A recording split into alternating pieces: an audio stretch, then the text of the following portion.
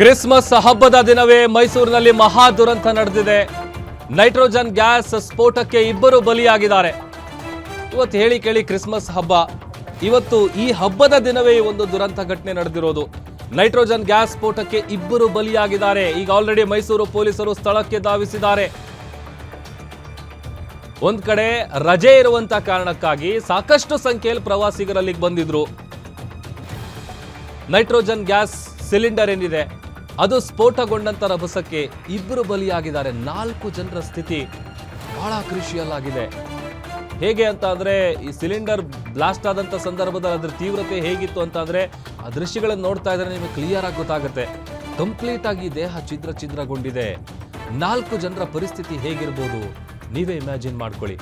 ಅವರನ್ನು ಇಮಿಡಿಯೇಟ್ ಆಗಿ ಆಸ್ಪತ್ರೆಗೆ ಕರ್ಕೊಂಡು ಹೋಗುವಂತ ಕೆಲಸ ಆಗಿದೆ. ಅದೊಂದು ಕಡೆ ಈಗ ಆಲ್ರೆಡಿ ಮೈಸೂರು ಪೊಲೀಸರು ಸ್ಥಳಕ್ಕೆ ಧಾವಿಸಿದ್ದಾರೆ. ಇಬ್ಬರು ಜೀವ ಕಳ್ಕೊಂಡಿದ್ದಾರೆ. ಅವರ ಇಬ್ಬರ ದೇಹಗಳು ಕಂಪ್ಲೀಟ್ ಆಗಿ ಛಿದ್ರಗೊಂಡಿದೆ.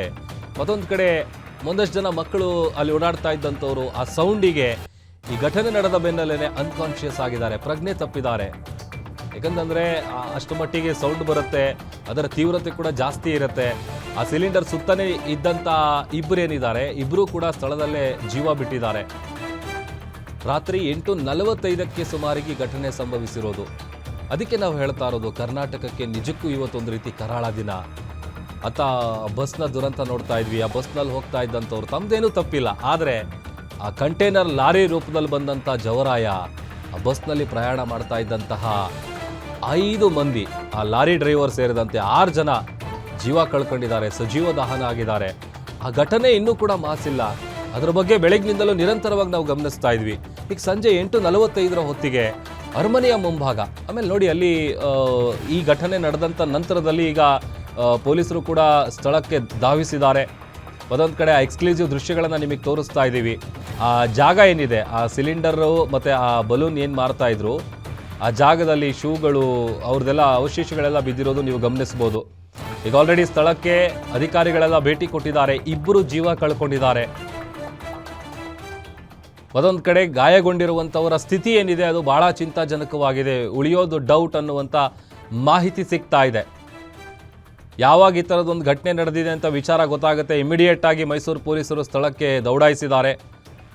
ಅದು ಹೇಳಿ ಕೇಳಿ ಸಹಜವಾಗಿ ನಾರ್ಮಲ್ ದಿನಗಳಲ್ಲಿ ಏನು ಜನ ಇರ್ತಾರೆ ಅದಕ್ಕಿಂತ ಜಾಸ್ತಿ ಜನ, ಅದು ಸಂಜೆ ಟೈಮ್ ಬೇರೆ. ನೋಡಿ, ಸಂಜೆ ಟೈಮಲ್ಲಿ ನೀವು ಮೈಸೂರಿಗೆ ನೀವು ಯಾವಾಗಲಾದರೂ ಹೋಗಿ, ಅರಮನೆ ಹತ್ರ ಅಂತೂ ಜನಜಂಗುಳಿ ಇದ್ದೇ ಇರುತ್ತೆ, ಅದರಲ್ಲಿ ಯಾವುದೇ ರೀತಿಯಾದಂಥ ಡೌಟ್ ಇಲ್ಲ. ಅದರಲ್ಲಿ ಇವತ್ತು ರಜೆ ಇದ್ದಂಥ ಸಂದರ್ಭದಲ್ಲಿ ನಾರ್ಮಲ್ ಆಗಿರೋದಕ್ಕಿಂತ ಜಾಸ್ತಿ ಜನ ಸೇರಿದ್ರು. ಹಾಗಾಗಿ ಈ 4 ಜನರ ಪರಿಸ್ಥಿತಿ ಕ್ರಿಷಿಯಲ್ ಆಗಿದೆ.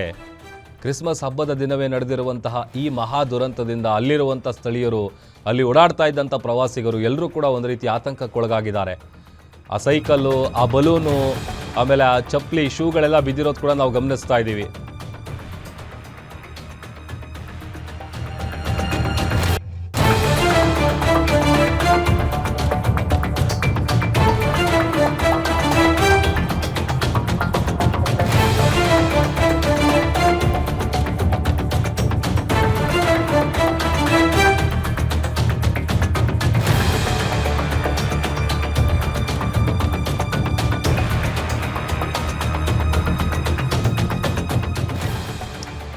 ಮೈಸೂರಿನ ಅರಮನೆ ಮುಂದೆಯೇ ನಡೆದಿರುವಂತಹ ಮಹಾ ಸ್ಫೋಟ ಇದು. ನೈಟ್ರೋಜನ್ ಗ್ಯಾಸ್ ಸ್ಫೋಟದ ರಭಸಕ್ಕೆ ಪಾಪ ಇಬ್ಬರು ಬಲಿಯಾಗಿದ್ದಾರೆ. ಅರಮನೆ ಮುಂದೆಯೇ ನಡೆದಿರುವಂತಹ ಘನಘೋರ ಘಟನೆ ಇದು. ಅರಮನೆ ಮುಂದೆ ಪ್ರವಾಸಿಗರು ನಿಂತಿದ್ದ ವೇಳೆ ಏಕಾಏಕಿ ಬ್ಲಾಸ್ಟ್ ಆಗಿದೆ. ಆ ಬ್ಲಾಸ್ಟ್ ಆಗ್ತಾ ಇದ್ದಂತೆ ಗಾಬರಿಗೊಂಡಿದ್ದಾರೆ ಪ್ರವಾಸಿಗರು. ಆ ಬ್ಲಾಸ್ಟ್ನ ತೀವ್ರತೆ ಹೇಗಿತ್ತು ಅಂತ ಅಂದ್ರೆ ಒಂದ್ ಕಡೆ ದೇಹ ಛಿದ್ರ ಆಗಿದೆ. ಯಾವಾಗ ಸ್ಫೋಟ ಆಗುತ್ತೆ ಅಲ್ಲಿದ್ದಂಥ ಪ್ರವಾಸಿಗರು ದಿಕ್ಕಾಪಾಲಾಗೋಡಿದ್ದಾರೆ. ಬಲೂನ್ಗೆ ನೈಟ್ರೋಜನ್ ಗ್ಯಾಸ್ ತುಂಬುವಾಗ ನಡೆದಿರುವಂತಹ ಘಟನೆ ಇದು. ಆ ಬಲೂನ್ಗಳು ಹೇಳಿ ಕೇಳಿ ಇವತ್ತು ಹಬ್ಬ ಬೇರೆ ಇದೆ, ಕ್ರಿಸ್ಮಸ್ ಹಬ್ಬ ಇದೆ, ರಜೆ ಇದೆ, ಭಾಳಷ್ಟು ಪ್ರವಾಸಿಗರು ಬಂದಿರ್ತಾರೆ, ಪುಟ್ ಮಕ್ಕಳಿರ್ತಾರೆ. ಅವರೆಲ್ಲರಿಗೂ ನೀವೆಲ್ಲ ಯಾವುದಾದ್ರೂ ಜಾತ್ರೆಗೋ ಅಥವಾ ಈ ಥರ ಸಂದರ್ಭದಲ್ಲಿ ಹೋದಂಥ ಸಂದರ್ಭದಲ್ಲಿ ಮಕ್ಕಳು ಕೇಳೋದೇ ಬಲೂನ್ ಕೊಡಿಸಿ ಅಂತ ಕೇಳ್ತಿರ್ತಾರಲ್ಲ, ಅದೇ ಬಲೂನು. ಆ ಬಲೂನ್ನಲ್ಲಿ ಏರ್ ಫಿಲ್ ಮಾಡೋದಕ್ಕೆ ಅಂತೇಳಿ ಆ ಸಿಲಿಂಡರ್ ಏನು ಇಟ್ಕೊಂಡಿರ್ತಾರೆ, ಅದು ಆ ಸೈಕಲ್ಗೆ ಅಟ್ಯಾಚ್ ಮಾಡ್ಕೊಂಡಿರ್ತಾರೆ ಅವರು. ಅದಕ್ಕೆ ಬೇಕಾದಂಥ ಆ ಸೈಕಲ್ ಕೂಡ ನಾವು ನಿಮಗೆ ಬ್ಲರ್ ಮಾಡಿ ತೋರಿಸ್ತಾ ಇದ್ದೀವಿ. ಕಾರಣ ದೇಹ ಅಷ್ಟರ ಮಟ್ಟಿಗೆ ಛಿದ್ರ ಆಗಿದೆ. ಆ ಸೈಕಲ್ಲಲ್ಲಿ ಇದ್ದಂತಹ ಈ ಬಲೂನ್ಸ್ಗಳು, ಅದಾದಮೇಲೆ ಆ ಸಿಲಿಂಡರು ಇದ್ದಂಥ ಜಾಗ, ಅದೆಲ್ಲ ಕೂಡ ನೀವು ಗಮನಿಸಬಹುದು ದೃಶ್ಯದಲ್ಲಿ.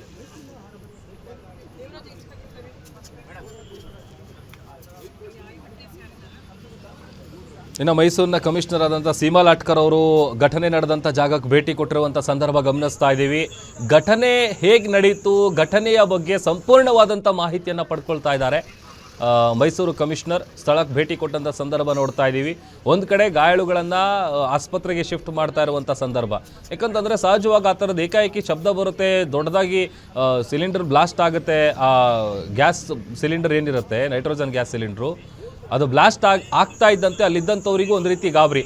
ಯಾಕಂತಂದರೆ ಹೇಳಿ ಕೇಳಿ ಡೆಲ್ಲಿಲಿ ಒಂದು ನಡೆದಿತ್ತಲ್ಲ ಕಾರ್ ಬ್ಲಾಸ್ಟ್ ಆದಂಥ ಸಂದರ್ಭದಲ್ಲಿ, ಅದರ ತೀವ್ರತೆ ಹೇಗಿತ್ತು ಅಂತ ನಾವು ಗಮನಿಸಿದ್ವಿ. ಸಹಜವಾಗಿ ಅಲ್ಲಿದ್ದಂಥ ಪ್ರವಾಸಿಗರು ಎಲ್ಲ ಖುಷಿಯಾಗಿ ಟೈಮ್ ಸ್ಪೆಂಡ್ ಮಾಡ್ತಾಯಿದ್ರು, ಓಡಾಡ್ತಾ ಇದ್ರು.